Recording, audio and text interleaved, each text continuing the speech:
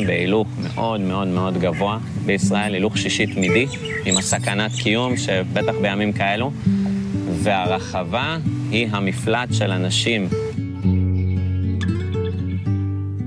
ישראל היא מעצמת טרנס מטורפת. אם תפתחי ליינאפ תוכניה של כל פסטיבל בחול, את תראי שהדי-ג'ים הישראלים מקבלים כבוד של כוכבי על. בברזיל הם לא יכולים ללכת ברחוב, ברמה הזאת, שהם הולכים בחנויות והם שומעים את המוזיקה שלהם, אנשים מבקשים חתימות. ועצוב לי שבארץ הם לא מקבלים את ההכרה כמו שבחול, ושאין לנו בכלל, שאנחנו כזאת מעצמת טרנס בעצמנו, ולנו אין פה איזה פסטיבל גדול. 20 שנה על הרחבות ו10 שנים כמפיק העמידו את אודי קבלק בפני לא מעט מאבקים עם הממסד והמשטרה שרודפים את הסצנה.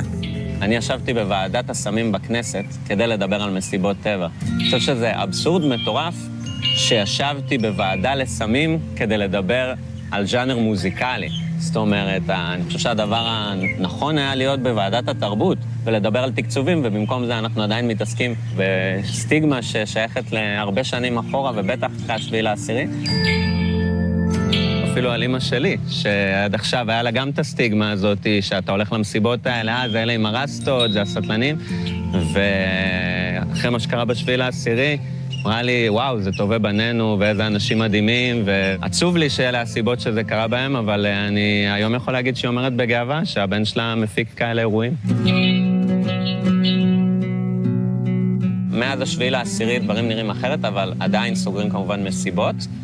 הצורה שפעם זה היה קורה בה הייתה נורא ברוטלית. אני הייתי במסיבה שהגיעו 6 ניידות, התפרצו ב100 קמ"ש של הרחבה, ירו זיקוקים לאוויר, הרגשתי כאילו אני אל קפון, כן? לא פחות ולא יותר. ילד בן 27 שרצה ללכת למסיבה ולרקוד, מצא את עצמו בתחושת פשיטה. לאחרונה, כדי להתנער מהסטיגמות הישנות ולהתמודד עם מה שאודי מכנה אכיפה סלקטיבית שעדיין קיימת, הוא הקים מסלול הכשרה להפקת מסיבות טבע ואירועים אלטרנטיביים. מה זה שיווק?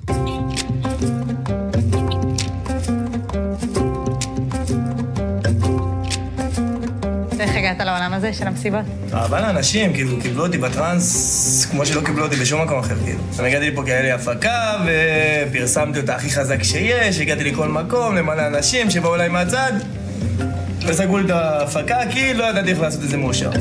ואני רוצה ללמוד איך לעשות את זה מאפס, מאושר, הכל, כל ההפקה. אין בזה בושה, כאילו. טרנס ומוזיקה זה משהו שהוא, קודם כל זה האהבה, זה התשוקה. ההסתכלות עליי, שאני נכנסתי לעולם הזה, באיזושהי עין עקומה אולי, באיזשהו משהו שהוא כאילו סטגמטי כזה, סמים, בלגן, התפזרות. היום, ברגע שאני הבנתי אולי שזה הייעוד, השליחות, המקום שבו אני מאיר הכי חזק, אני רואה את זה ואני יודע שזה הולך להיות הדבר הכי מרכזי בחיים שלי. כאילו, זה מה שאני הולך לעשות. אז אני תרצה, אהלן, בעלת גן ילדים ברעננה, מאוד אוהבת ילדים, ומאוד אוהבת מסיבות. טכנו, טרנס, טכנו. עלה לי רעיון ליצור איזה משהו שהוא חופשה, פסטיבל, ילדים, חינוכי, הכל ביחד. כאילו, אני חושב שמשהו שאתה אוהב, זה נמדד אם אתה אוהב את החרא בו. ואני תני לי לאכול את החרא הזה של הפקות כל יום. זה פשוט הדבר הכי... כאילו, אם יש בן אדם שנועד, לא יודע, סטיב ג'ובס נועד לעשות את, לא יודע, מה הוא עשה?